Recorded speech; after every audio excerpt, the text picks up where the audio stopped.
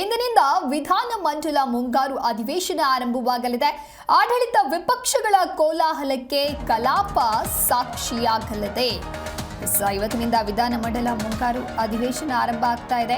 ಕಾಂಗ್ರೆಸ್ ವಿರುದ್ಧ ಮುಗಿಬೀಳೋದಕ್ಕೆ BJP JDS ಸಜ್ಜಾಗಿದೆ. 10 ಹಲವು ಅಸ್ತ್ರಗಳೊಂದಿಗೆ ಸರ್ಕಾರವನ್ನ ಕಟ್ಟಿ ಹಾಕೋದಕ್ಕೆ ತಂತ್ರವನ್ನ ರೂಪಿಸಲಾಗಿದೆ. ಪ್ರತಿ ಹಂತದಲ್ಲೂ ಸರ್ಕಾರವನ್ನ ಇಕ್ಕಟ್ಟಿಗೆ ಸಿಲುಕಿಸಬೇಕು ಅನ್ನುವಂತ ಪ್ಲಾನ್ ಅನ್ನ ಮಾಡಿಕೊಳ್ಳಲಾಗ್ತಾ ಇದೆ. ಸರ್ಕಾರದ ವೈಫಲ್ಯವನ್ನ ಎತ್ತಿ ಹಿಡಿದು ಮುಜುಗರ ತರಲು ತಯಾರಿಯನ್ನ ಮಾಡಿಕೊಳ್ಳಲಾಗಿದೆ. ವಿಪಕ್ಷಗಳಿಗೆ ಟಕ್ಕರನ್ನ ನೀಡಬೇಕು ಅಂತ ಹೇಳಿ ಇನ್ನೊಂದು ಕಡೆ ಸರ್ಕಾರದಿಂದ ಪ್ರತ್ಯಸ್ತ್ರಕ್ಕೆ ಪ್ಲಾನ್ ಅನ್ನ ಮಾಡಲಾಗಿದೆ. ಪ್ರತಿಪಕ್ಷಗಳ ವಿರುದ್ಧವಾಗಿ ಒಟ್ಟಾಗಿ ಹೋರಾಟವನ್ನ ನಡೆಸೋದಕ್ಕೆ ತಯಾರಿ ಮಾಡಲಾಗಿದೆ. ಅಂಕಿ ಅಂಶಗಳು ದಾಖಲೆಯ ಸಮೇತ ಎದುರೇಟನ್ನ ನೀಡೋದಕ್ಕೆ ರಣತಂತ್ರವನ್ನ ರೂಪಿಸಲಾಗಿದೆ. ಹಾಗಾದ್ರೆ ಪ್ರತಿಪಕ್ಷಗಳ ಬಳಿ ಇರುವಂತಹ ಅಸ್ತ್ರಗಳು ಏನು, ಯಾವ ವಿಚಾರವನ್ನ ಇಟ್ಟುಕೊಂಡು ಸದನದಲ್ಲಿ ಹೋರಾಟಕ್ಕೆ ಮುಂದಾಗ್ತಾರೆ ಅಂತ ನೋಡ್ತಾ ಹೋಗೋದಾದ್ರೆ, ಚಿನ್ನಸ್ವಾಮಿ ಕ್ರೀಡಾಂಗಣದ ಬಳಿ ಸಂಭವಿಸಿದ ಕಾಲ್ತುಳಿತ ದುರಂತ ಪ್ರಕರಣಕ್ಕೆ ಸಂಬಂಧಪಟ್ಟಂತೆ ಪೊಲೀಸ್ ಅಧಿಕಾರಿಗಳನ್ನ ಅಮಾನತು ಮಾಡಲಾಗತ್ತೆ.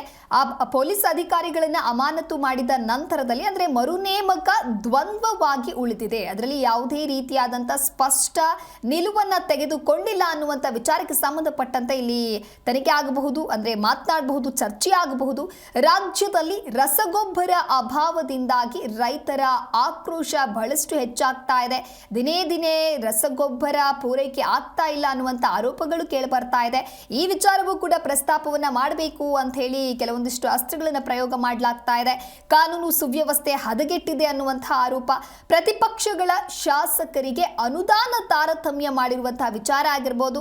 ಹಾಗೆ ಕಾಂತರಾಜ್ ಜಾತಿ ಗಣತಿ ವರದಿಯನ್ನ ಕೈಬಿಟ್ಟು ಹೊಸದಾಗಿ ಸಮೀಕ್ಷೆಗೆ ಮುಂದಾಗಿರೋದ್ರ ಬಗ್ಗೆಯೂ ಕೂಡ ಸದನದಲ್ಲಿ ಚರ್ಚೆ ಮಾಡುವಂತಹ ಪ್ಲಾನ್ ಅನ್ನ ಮಾಡಿಕೊಳ್ಳಲಾಗಿದೆ. ಈ ಕುರಿತಂತೆ ಮತ್ತಷ್ಟು ಮಾಹಿತಿಯನ್ನ ನೀಡಲಿದ್ದಾರೆ ನಮ್ಮ ಪ್ರತಿನಿಧಿ ರಾಚಪ್ಪ ಸುತ್ತೂರು ದೂರವಾಣಿ ಸಂಪರ್ಕದಲ್ಲಿ. ರಾಚಪ್ಪ, ಇವತ್ತಿನಿಂದ ವಿಧಾನ ಮಂಡಲ ಮುಂಗಾರು ಅಧಿವೇಶನ ಆರಂಭ ಆಗಲಿದೆ. ಹಾಗಾಗಿ ಸದನದಲ್ಲಿ ಯಾವ ರೀತಿಯಾದಂತಹ ಹೋರಾಟವನ್ನ ಮಾಡಬೇಕು ಅಂತ ಹೇಳಿ ನಿನ್ನೆಯೇ ಬಿಜೆಪಿ ಹಾಗೂ ಜೆಡಿಎಸ್ ಸಮನ್ವಯ ಸಭೆಯನ್ನ ಮಾಡಿ ಕೆಲವೊಂದಿಷ್ಟು ತಂತ್ರಗಳನ್ನ ರೂಪಿಸಲಾಗಿದೆ. ಅದರ ವಿರುದ್ಧವಾಗಿ ಆಡಳಿತ ಪಕ್ಷವೂ ಕೂಡ ಕೆಲವೊಂದಿಷ್ಟು ತಂತ್ರಗಳನ್ನ ಮಾಡಲಾಗಿದೆ. ಹಾಗಾಗಿ ಯಾವೆಲ್ಲ ವಿಚಾರಗಳನ್ನ ಪ್ರಮುಖವಾಗಿ ಅಧಿವೇಶನದಲ್ಲಿ ಚರ್ಚೆ ಮಾಡುವಂತಹ ಸಾಧ್ಯತೆ ಇದೆ? ಇಂದಿನಿಂದ ವಿಧಾನ ಮಂಡಲ ಅಧಿವೇಶನ ಆರಂಭ, ಮುಂಗಾರು ಅಧಿವೇಶನ ಆರಂಭವಾಗುತ್ತೆ. ಇಂದಿನ ಕಲಾಪದಲ್ಲಿ ಮೊದಲನೇದಾಗಿ 11 ಗಂಟೆಗೆ ಕಲಾಪ ಆರಂಭ ಆಗುತ್ತೆ. ಆ ಸಂದರ್ಭದಲ್ಲಿ ಸಂತಾಪ ಸೂಚನೆ ಮಂಡಿಸಲಾಗುತ್ತೆ ಮತ್ತು ಒಂದೇ ಮಾತ್ರ ಗೀತೆಯ ಜೊತೆಗೆ ಕಲಾಪ ಆರಂಭ ಆಗುತ್ತೆ. ನಂತರ ಸಂತಾಪ ಸೂಚನೆ ಮಾಡಲಾಗುತ್ತೆ. ಅದಾದ ನಂತರ ಇಂದಿನ ಕಲಾಪಗಳ ಪಟ್ಟಿಯ ಬಗ್ಗೆ ಒಂದಷ್ಟು ಚರ್ಚೆ ನಡೆಸಲಾಗುತ್ತೆ. ವಿಶೇಷ ಅಂದ್ರೆ ಇಂದಿನ ಕಲಾಪದಲ್ಲಿ ಅಥವಾ ಅಧಿವೇಶನದಲ್ಲಿ 17 ಜನ ಶಾಸಕರನ್ನ ಬಿಜೆಪಿ ಜೆಡಿಎಸ್ ಶಾಸಕರನ್ನ ಅಮಾನತು ಮಾಡಲಾಗಿತ್ತು. ಆ ಅಮಾನತನ್ನ ಸುಮಾರು 3 ತಿಂಗಳ ನಂತರ ವಾಪಸ್ ಪಡೆಯಲಾಗಿತ್ತು. ಹೀಗಾಗಿ ಆ ಒಂದು ಶಾಸಕರನ್ನ ವಾಪಸ್ ಪಡೆದಿರೋ ಪ್ರಕ್ರಿಯೆಯನ್ನ ಸದನಕ್ಕೆ ಸರ್ಕಾರ ಅಥವಾ ಸಚಿವರಂತ ಎಚ್.ಕೆ. ಪಾಟೀಲ್ ಜೊತೆ ಆ ಕಾರ್ಯದರ್ಶಿ ಅವರು ವರದಿಯನ್ನ ಮಂಡಿಸ್ತಾರೆ. ಯಾಕೆ ಅವ್ರನ್ನ ಸಸ್ಪೆಂಡ್ ಮಾಡಲಾಗಿತ್ತು, ನಂತರ ಅವ್ರನ್ನ ವಾಪಸ್ ಪಡೆಯಲಾಗಿದೆ. ಹಾಗಾಗಿ ಇಂದಿನಿಂದ ಅಧಿಕೃತವಾಗಿ ಕಲಾಪಗಳಿಗೆ ಅವ್ರ ಶಾಸಕರು ಹಾಜರಾಗಲಿಕ್ಕೆ ಎಲ್ಲ ಅರ್ಹತೆಯನ್ನು ಪಡ್ಕೊಂಡಿದ್ದಾರೆ ಅಂತ ಅನ್ನೋದನ್ನ ಅಧಿಕೃತವಾಗಿ ಸದನದ ಮುಂದೆ ಮಂಡಿಸಿ ಸದನದ ಒಪ್ಪಿಗೆಯನ್ನು ಪಡ್ಕೊಳ್ತಾರೆ. ಹಾಗಾಗಿ ಇಂದಿನ ಸದನದ ಮೊದಲ ಅಜೆಂಡಾದಲ್ಲಿರುವಂತದ್ದು ವಿಷಯ ಇದಾಗಿದೆ.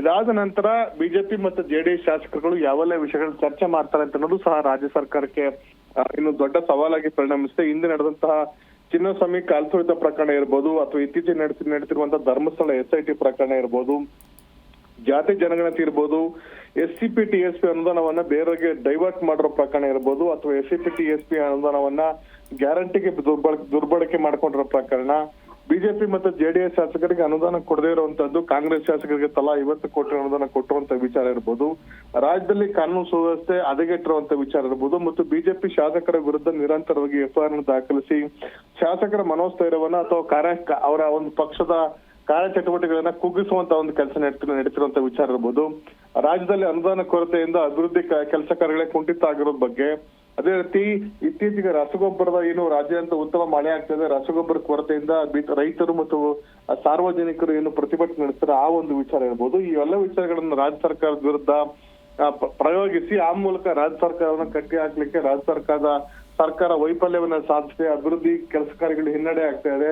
ಮತ್ತು ರಣದೀಪ್ ಸಿಂಗ್ ಸುರ್ಜೇವಾಲ್ ಅವರು ಕಾಂಗ್ರೆಸ್ ಪಕ್ಷದಲ್ಲಿ ಆಂತರಿಕ ಗೊಂದಲವನ್ನ ಸರಿಪಡಿಸಲಿಕ್ಕೋಸ್ಕರ ಶಾಸಕರ ಮತ್ತು ಸಚಿವರು ಸಭೆ ಸಮನ್ವಯ ಸಭೆ ನಡೆಸಿರುವಂತದ್ದು ಮತ್ತು ಅಧಿಕಾರಿಗಳ ಸಭೆ ನಡೆಸಿರುವುದು ಸಹ ವ್ಯಾಪಕ ವಿರೋಧಕ್ಕೆ ಕಾರಣವಾಗಿದೆ. ಇವೆಲ್ಲ ವಿಚಾರಗಳು ಸಹ ರಾಜ್ಯ ಸರ್ಕಾರದ ವಿರುದ್ಧ ಬಿಜೆಪಿ ನಾಯಕರು ಒಂದು ಚಾಟಿ ಬೀಸುವಂತ ಒಂದು ಸಾಧ್ಯತೆ ಮತ್ತು ಇತ್ತೀಚೆಗೆ ಜಾತಿ ಜನಗಣತಿಯನ್ನ ಹಿಂದೆ ಕಾಂತರಾಜ್ ಆಯೋಗದ ವರದಿಯನ್ನ ಕೊಟ್ಟಂತ ವರದಿಯನ್ನ ತಿರಸ್ಕಾರ ಮಾಡಿ ರಾಹುಲ್ ಗಾಂಧಿ ಮತ್ತು ಮಲ್ಲಿಕಾರ್ಜುನ್ ಖರ್ಗೆ ಅವರು ಹೇಳಿದ್ರು ಅಂತ ಕಾಣಿಸ್ತಾರೆ. ಮತ್ತೊಂದು ವರದಿಯನ್ನು ಸಿದ್ಧಪಡಿಸಲಿಕ್ಕೋಸ್ಕರ 625 ಕೋಟಿ ರೂಪಾಯಿ ಅನುದಾನವನ್ನ ಕೊಟ್ಟಿರುವಂತ ಬಗ್ಗೆನೂ ಸಹ ಚರ್ಚೆ ನಡೆಸುವಂತ ಸಾಧ್ಯತೆ ಇದೆ. ಒಳ ಮೀಸಲಾತಿ ಎಸ್ಸಿಗಳಲ್ಲಿ ಒಳ ಮೀಸಲಾತಿ ಸಂಬಂಧಪಟ್ಟಂತೆ ಈಗಾಗಲೇ ನಾಗಮೋಹನ್ ದಾಸ್ ಕೊಟ್ಟಿರುವಂತ ವರದಿಯನ್ನ ರಾಜ್ಯ ಸರ್ಕಾರ ಆ ಒಂದು ಆಡಳಿತ ಪಕ್ಷದಲ್ಲಿ ಸಂಘರ್ಷ ಏರ್ಪಟ್ಟಿರೋ ವಿಷಯನೂ ಸಹ ಬಿಜೆಪಿ ಮತ್ತು ಜೆಡಿಎಸ್ ಅಸ್ತ್ರವಾಗಿ ಪರಿಣಮಿಸಿದೆ. ಇವೆಲ್ಲ ವಿಷಯಗಳನ್ನು ಸಹ ಸದನದಲ್ಲಿ ಬಿಜೆಪಿ ನಾಯಕರು ಪ್ರಸ್ತಾಪ ಮಾಡುವಂತ ಸಾಧ್ಯತೆ. ಇದಕ್ಕೆ ಪ್ರತಿಯಾಗಿ ಕೇಂದ್ರ ಸರ್ಕಾರದಿಂದ ಅನುದಾನ ಕೊಡದೇ ಇರುವಂತದ್ದು ಅಥವಾ ಬಿಜೆಪಿ ಶಾಸಕರ ನಿರ್ಲಕ್ಷ್ಯ ಧೋರಣೆ ಇರಬಹುದು, ರಾಜ್ಯ ಸರ್ಕಾರದ ಜೊತೆ ವೈಫಲ್ಯಗಳ ಬಗ್ಗೆನೂ ಸಹ ಅವರು ಬಿಜೆಪಿ ವಿರುದ್ಧ ಕಾಂಗ್ರೆಸ್ ಪಕ್ಷ ಹಲವಾರು ಅಂಶಗಳನ್ನು ಸಹ ಅವರು ದಾಖಲಿಸಿ ಅಥವಾ ಅವರು ಸಹ ಪ್ರಸ್ತಾಪ ಮಾಡುವಂತ ಒಂದು ಸಾಧ್ಯತೆ ಇದೆ. ಆ ಮೂಲಕ ಕೇಂದ್ರ ಸರ್ಕಾರ ಅನುದಾನ ತಾರತಮ್ಯ, ಮತ ಕಳ್ಳತನ ಪ್ರಕರಣ, ವಿಶೇಷವಾಗಿ ಇತ್ತೀಚೆಗೆ ರಾಹುಲ್ ಗಾಂಧಿ ಅವರು ಆರೋಪ ಮಾಡಿದ್ರು, ಆ ಒಂದು ವಿಷಯನ ಪ್ರಸ್ತಾಪ ಮಾಡುವಂತ ಸಾಧ್ಯತೆ ಇದೆ. ಮತ್ತೆ ಹಿಂದೆ ಬಿಜೆಪಿ ಸರ್ಕಾರದ ಆದ್ಮೇಲೆ ಆದಂತಹ ಯಡಿಯೂರಪ್ಪ ಮುಖ್ಯಮಂತ್ರಿ ಆದ ಸಂದರ್ಭದಲ್ಲಿ ಹಾವೇರಿಯಲ್ಲಿ ಆದಂತಹ ಗೋಲಿಬಾರ್ ಪ್ರಕರಣವನ್ನು ಸಹ ಪ್ರಸ್ತಾಪ ಮಾಡಿ ಬಿಜೆಪಿಯನ್ನ ಇಕ್ಕಟ್ಟಿಗೆ ಸಿಲುಕಿಸುವಂತದ್ದು.